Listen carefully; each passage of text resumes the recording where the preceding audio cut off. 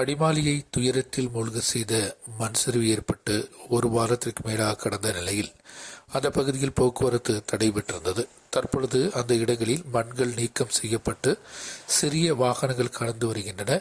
இருந்தாலும் சிறிய வாகனங்கள் கடந்து வரும்போது கவனமாக வர வேண்டும் என்று காவல்துறை உத்தரவு கொடுத்துள்ளது. காவல்துறை கொடுத்துள்ள கட்டுப்பாடுகளின் அடிப்படையில் மட்டுமே இதன் வழியாக வாகனங்கள் கடந்து செல்ல இயலும்.